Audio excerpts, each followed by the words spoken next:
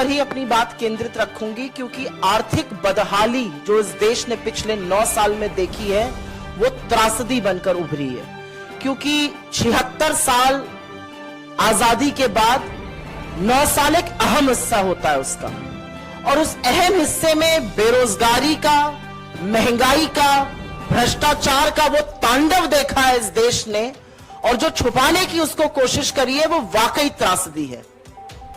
आज असलियत यह है, अगर सरकार की ओर से ही देख लीजिए, सरकार का सबसे बड़ा दावा क्या है? सीना ठोककर बोलते हैं हम यूके के आगे की इकोनॉमी बन गए। दावा यह है, असलियत क्या है? यूके की एवरेज परचेजिंग पावर कैपेसिटी जो है वो $50,000 है, हमारी $7,000 है। तो जब झूठ भी बोलते हैं तो इतना लंबा बोल जाते हैं कि अपने आप ही अपने बनाए हुए चक्रव्यूह में फंस जाते हैं। सीना ठोक करके एक अपना दावा और करते हैं 9 साल का। क्या कहते हैं?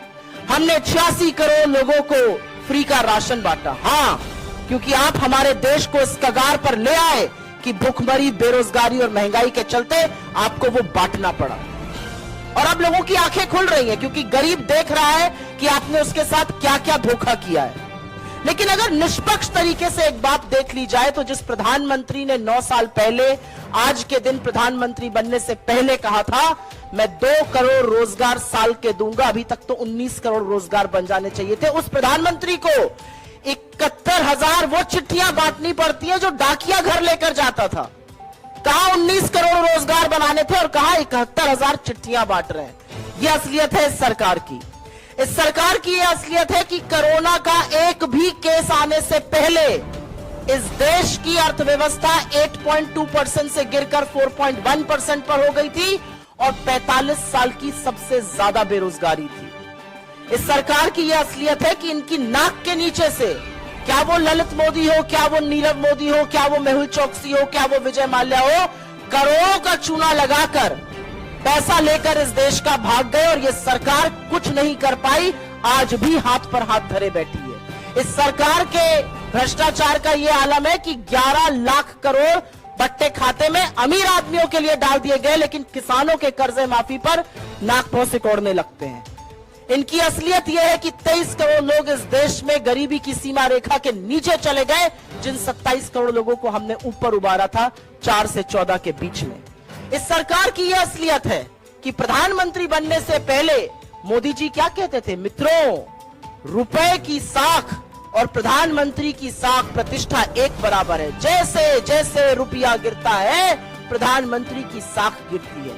53 पर रुपया मिला था, आज 83 पर है। कहते हैं हम सबसे सस्ता तेल बुला रहे हैं, ले रहे हैं, खरीद रहे हैं रशिया से। तो महानुभाव, हमारा पेट्रोल और डीजल का दाम सस्ता क्यों नहीं हो रहा? आखिरी बार दाम सस्ता कब हुआ था, ये देश की जनता जानना चाहती है। इस सरकार ने पढ़ाई महंगी कर दी, आटा महंगा कर दिया, अस्पताल की बेड महंगी कर दी, रेलवे की यात्रा महंगी कर दी, और इसीलिए मैं कहती हूं कि बेरोजगारी और महंगाई और भ्रष्टाचार का जो तांडव इस देश ने देखा है वो वाकई में त्रासदी है। कर्नाटक ने एक संदेश दिया, और वो संदेश भाजपा ना पढ़ना चाहे तो हमारे लिए बहुत अच्छा है, लेकिन संदेश ये है और संदेश बड़ा है, और एक के बाद एक नए नए सर्वे आप लोगों के टीवी चैनल के माध्यम से अब सामने आ रहे हैं। इस देश के सामने मूलतः 3 समस्या है: बेरोजगारी, महंगाई और निरंकुश भ्रष्टाचार। अडानी पर एक शब्द नहीं बोलेंगे। बेरोजगारी की बात करो तो पकौड़ा तलने की हिदायत देंगे, पकौड़ा भी तल लेंगे साहब, लेकिन जो गैस का सिलेंडर 400 पे मिलता था उसको भी आपने 1200 कर दिया है। आटे पर भी आपने जीएसटी लगा दिया है, सरसों के तेल को 90 से 250 पहुंचा दिया है। और महंगाई की बात करो तो सरकार खड़े होकर कहती है हम तो जी लहसुन प्याज ही नहीं खाते। आप मत खाइए, लेकिन लोगों की थाली में प्रहार मत करिए। मेरा अपना मानना है इन सब बातों का जवाब मिलना जरूरी है, और 9 साल में बाकी जो जयराम जी ने आपको संस्थाओं के बारे में बताया, जो पवन जी ने आपको माफी की बात करी, बिल्कुल करना चाहिए। मेरा तो एक चैलेंज भी है और एक गुजारिश भी है। महोत्सव मनाना चाहिए सरकार को 9 साल का, महोत्सव मनाना चाहिए अपनी नाकामी के 9 सालों का, और लगे हाथ प्रधानमंत्री महोदय एक प्रेस वार्ता जरूर कर दे बिना टेलीप्रॉम्प्टर के। कुछ सवाल ले लें, कुछ सवाल लेकर एक प्रेस वार्ता कर दें तो हम चुप हो जाएंगे, लेकिन वो कर नहीं सकते क्योंकि प्रधानमंत्री सवालों के जवाब से भागते हैं और सवाल दिन ब दिन बढ़ते जा रहे हैं। धन्यवाद।